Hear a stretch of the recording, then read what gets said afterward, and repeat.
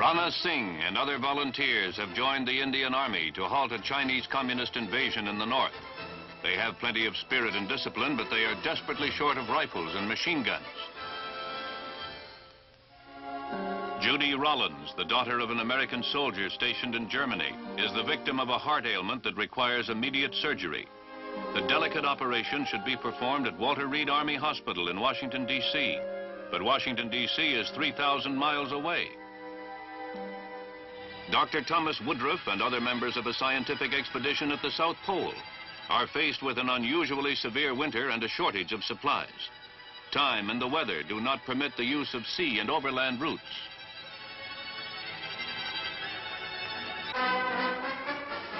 Colonel Cullis, the commander of an Army battle group in Fort Riley, Kansas, and his 1,500 infantrymen are urgently needed in Europe to support NATO forces. Rail and ocean transports would get them to their battle stations in about 2 weeks. The time units of modern war, however, are hours and minutes. To think in terms of weeks is to invite disaster. Mass 144, winds 210 degrees, 12 knots, cleared for takeoff.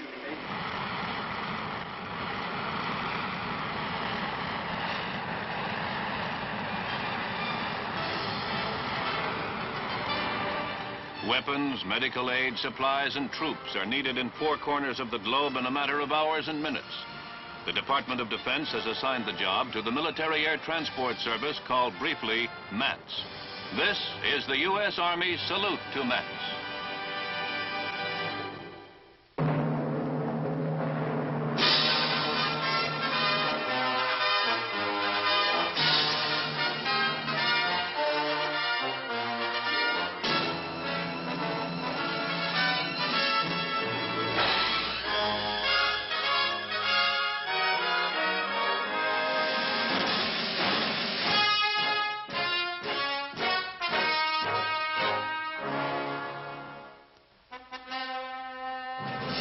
Has its world headquarters at Scott Air Force Base near Belleville, Illinois.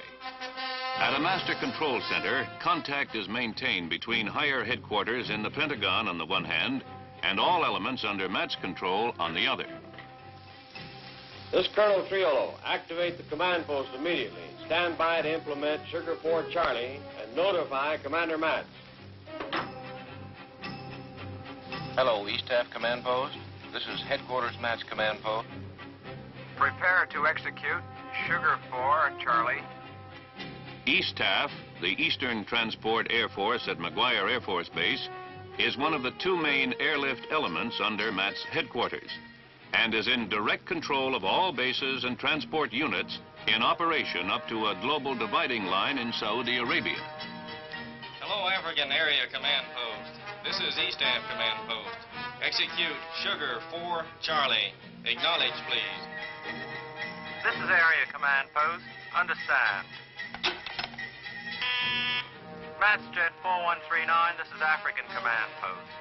Cancel your flight plan and refile for Rhine, Main, Germany. Roger, Command Post. This is MATS Jet 4139. Stand by for ETA Rhine, Main. MATS maintains an aerial force that can change directions immediately to meet emergencies anywhere in the world. A routine scheduled flight becomes an emergency non-scheduled flight. At Rhine Main Air Base, 10 planes have been assembled for the Indian Arms airlift. Other cargoes are quickly unloaded. The planes refueled, crews alerted and briefed, and tons of infantry weapons pushed aboard. While the MATS jet stratolifters are loading arms for the Indian Army, at the same airfield, another stratolifter equipped for medical air evacuation is taking aboard litter cases headed for the United States. These patients are members of the 4 armed services, their dependents, and in cases of extreme emergency, American tourists and nationals. Judy Rollins is one of the patients on this flight.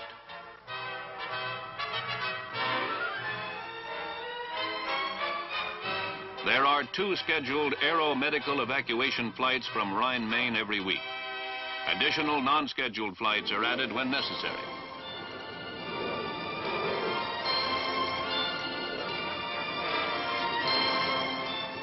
Not only do the patients need specialized medical care in the United States, but specialized medical care on the way.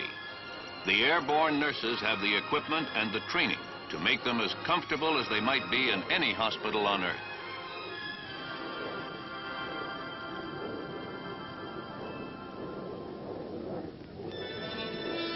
As the 600-mile-per-hour C-135 jet ambulance heads east across the Atlantic, a C-124 Globemaster has arrived in Antarctica. This MATS airlift to scientific stations near and directly at the South Pole was appropriately named Deep Freeze.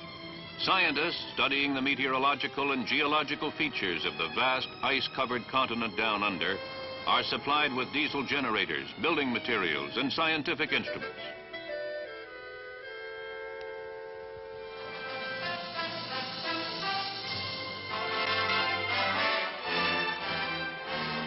Local transportation to research sites was included in the airlift supplies.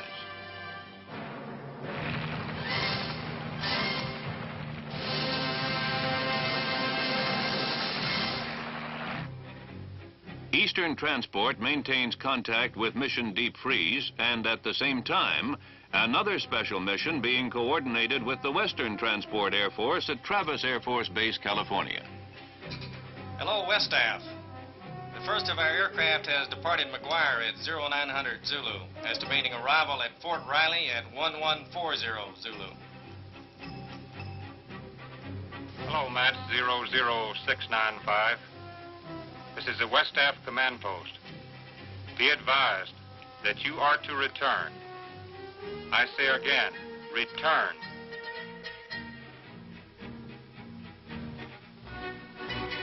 Colonel Cullis's 1,500 infantrymen are to be moved by air from Forbes Air Force Base near Fort Riley, Kansas, over the Great Circle Polar Route to Frankfurt, Germany.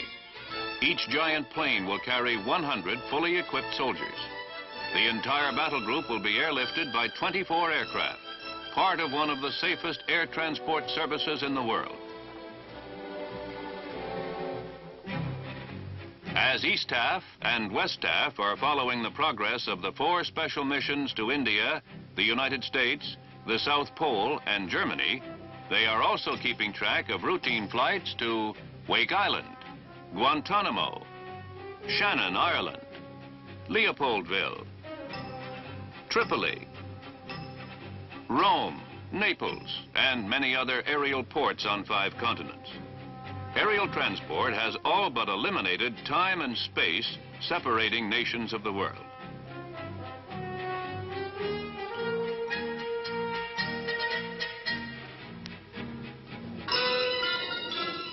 If we were to skip over time and space to leave the present and head back to the past, to the time when MATS was given its first assignment, we would arrive at the year 1948. West Berlin had been cut off from the West by communist forces in preparation for eventual occupation. Railroads, canals, and highways were all closed to traffic. 2.5 million people isolated. The city cut off from its sources of power and its daily supplies to be driven by hunger and disease to the communist cause. MATS began the job of piercing the blockade. We're estimated 45 miles west of you. Request radar bearing. Over. Baker Easy 3-4, this is Tempelhof radar. You're drifting out of the corridor. You're approaching Russian territory. Come left to a heading of 020. Forced to fly narrow corridors only 20 miles wide, MATS crews were still able to land planes at Tempelhof Airport as often as every 3 minutes, 24 hours of every day. The sky trains, commandos, and liftmasters, inherited from World War II transport commands and organized into one command, performed an aerial feat unparalleled in history.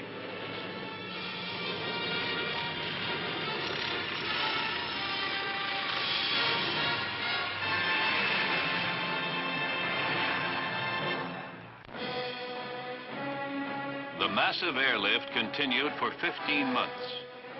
2.5 million tons of food, fuel, and medical supplies were flown into West Berlin.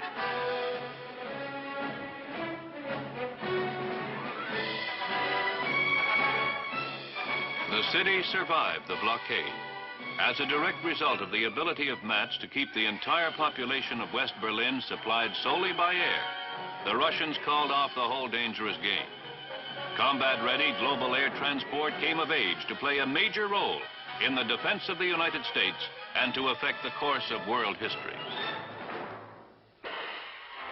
The South Koreans received the next blow dealt by the communists. United Nations forces contained and drove back the invading North Koreans.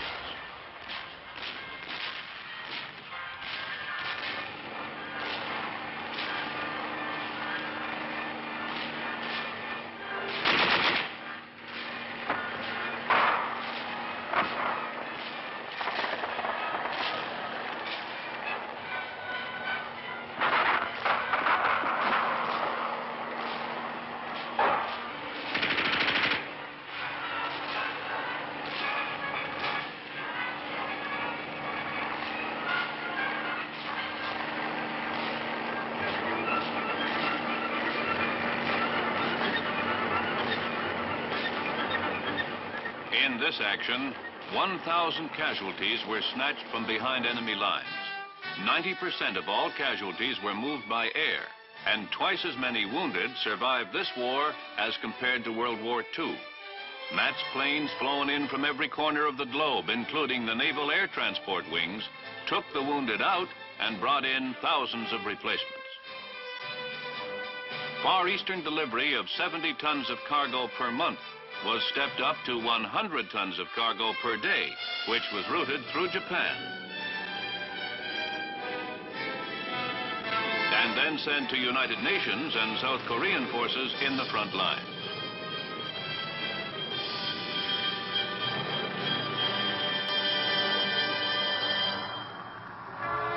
When the fighting ended in Korea, airlift support for the armed forces in other parts of the world was increased. It was also possible to give emergency aid to friendly nations.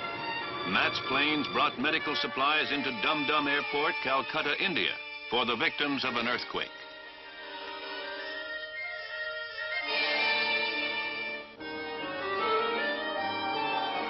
This humanitarian mission helped to train crews to operate in areas far from their regular air routes.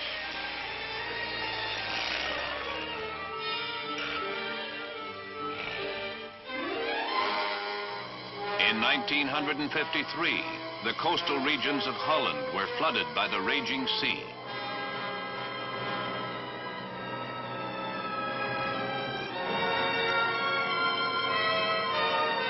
Inhabitants of the lowlands were in danger of being swept away or stranded without food and fresh water.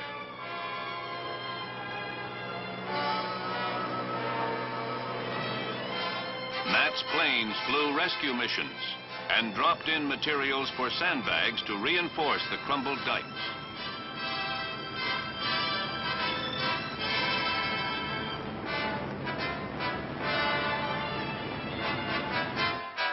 Other planes flew in tons of urgently needed supplies.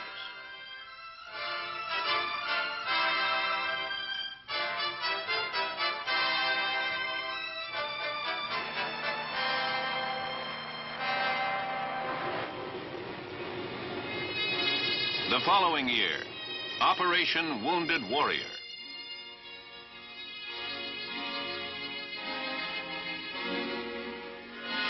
Metz evacuated 500 French soldiers wounded in the battle for Dien Bien Phu. These soldiers had been surrounded for months without food, medicine, and finally without ammunition. They were flown 3/4 of the way around the world, from the Far East to the United States and finally to Paris. Operating in a reverse direction, Metz planes brought Hungarian refugees to the United States. These refugees had fought the occupation forces in Hungary with homemade bombs and stones until tanks finally overran their positions. On the other side of the world, the Lebanese government was attacked by an armed force within the country that threatened the peace of Lebanon and the peace of the entire Middle East.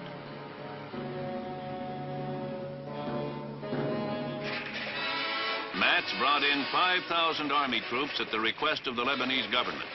The Army and the Marines landed by the Navy restored peace and order in a very short time without firing a shot.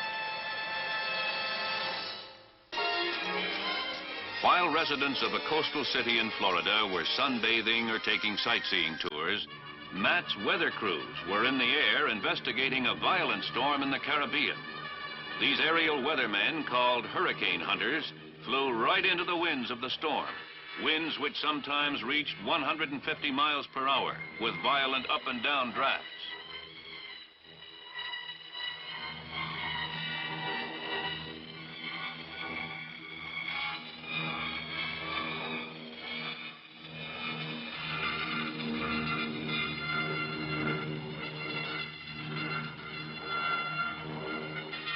Navigating by radar, the hurricane hunters searched out the eye of the storm. The radar scope revealed as much violence as 100 hydrogen bomb explosions. In the relative calm of the storm center, an electronic detector was dropped by parachute. The airborne spy sent back temperature, pressure, and humidity readings to the aerial weathermen. The information was relayed to the meteorologists on the ground.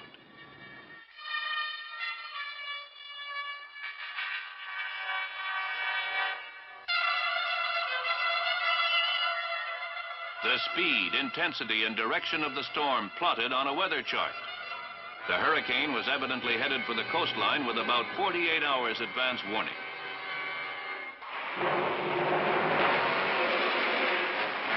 When the storm hurled its might against the beaches, harbors, and homes of the city, the loss of life and property was held to a minimum, thanks to an early warning by the Matt's hurricane hunters. In 1958, Matt's loaded F-104 fighters aboard their Globemasters. The Chinese Nationalist Air Force was being driven out of the skies by the Chinese Communist Air Force flying new Russian planes. The early F-104s did not have the range to make the long jumps across the Pacific, did.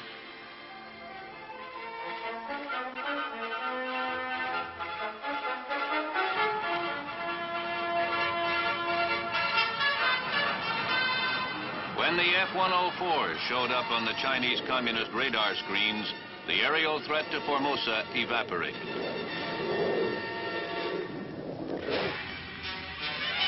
In the southern hemisphere, earthquakes had remade parts of a mountain area in Chile.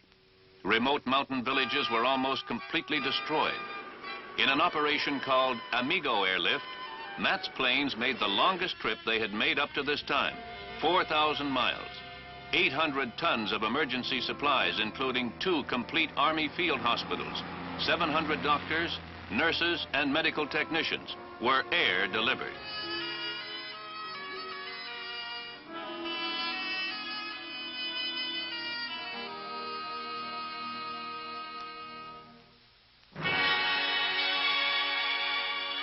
Chileans without temporary homes or in need of more advanced medical treatment were taken to other cities to be cared for.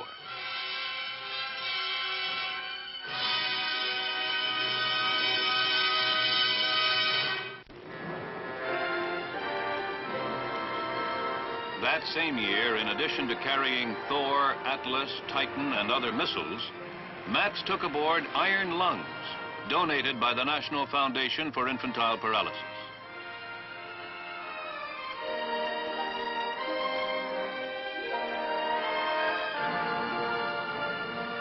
A polio epidemic had broken out on one of the northern islands of Japan.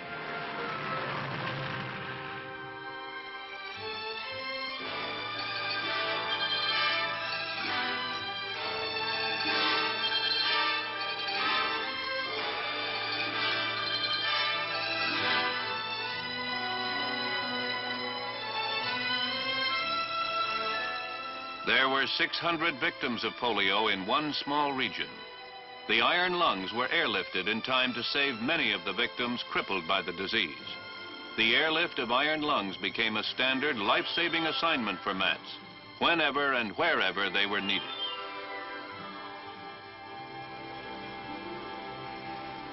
The next year, a different kind of foreign aid cargo. Matts loaded 240,000 pounds of a new American insecticide on 10 planes and sent them off to Cairo.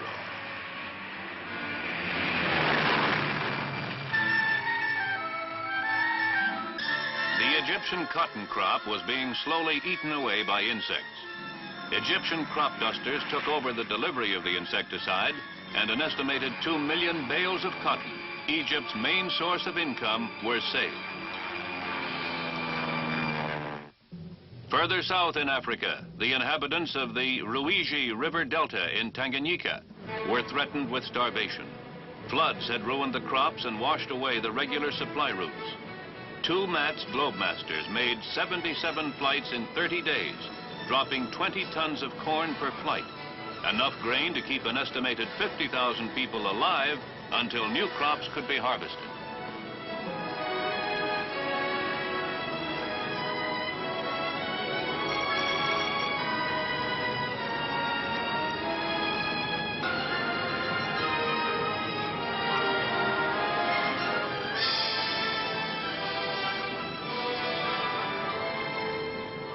In that same year, delivery of paratroopers was added to MATS global mission. In an exercise called Quick Kick, MATS planes practiced drop 2,000 U.S. Army paratroopers of the 18th Airborne Corps on a split-second time schedule.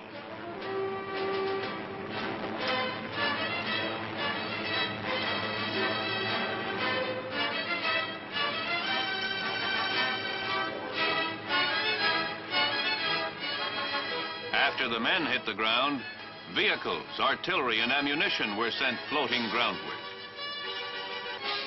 Units and equipment dropped exactly where they were supposed to be dropped were quickly assembled and put into action. Hurdling the ocean, and another year, we arrive in Dublin, 1960. Irish troops bound for the Congo prepare for a 5,000-mile journey to a strange country torn by civil war.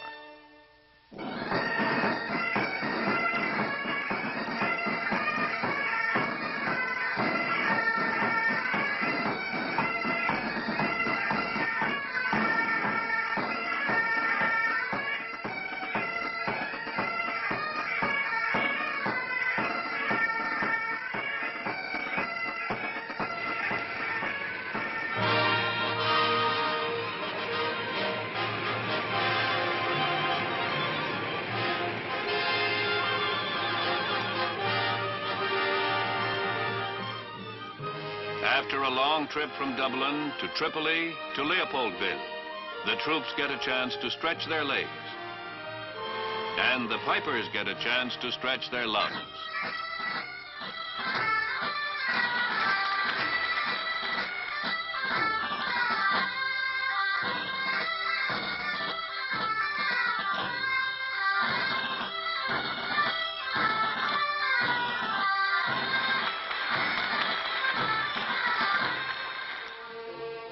MATS crews flying in support of the United Nations mission in the Congo delivered troops and supplies from Sweden, Ghana, India, Canada, Malaya, Indonesia, Nigeria, Argentina, Ethiopia, Pakistan, Denmark, and 11 other countries. Some of the round trips totaled 23,000 miles, and the average trip was 12,000 miles, the longest airlift in history, both in distance and in duration.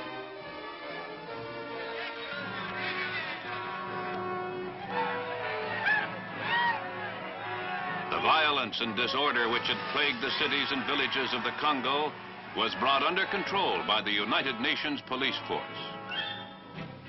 The Congo airlift is still going on. The time at the ESTAF Control Center is again the present.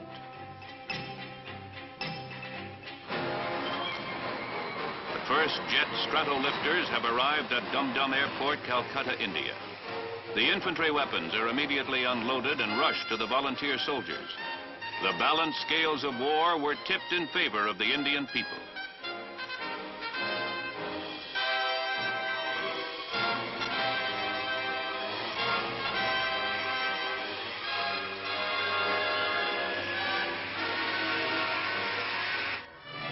Judy Rollins has arrived at Andrews Air Force Base near Washington, D.C. after a comfortable 8-hour aerial journey.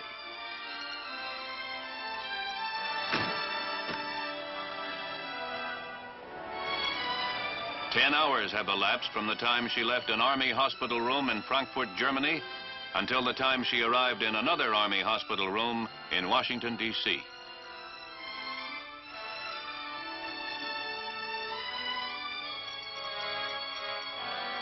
With the help of the heart specialist at Walter Reed Army Hospital, she will soon be well.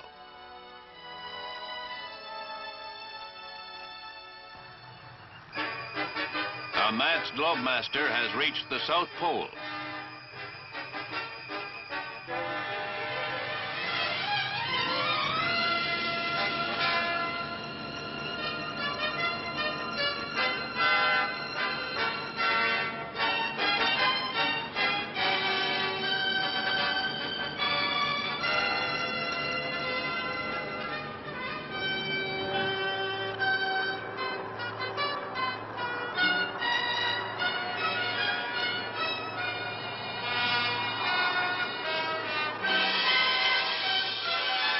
The supplies were recovered, and scientific problems, which had been replaced by survival problems, were tackled once again.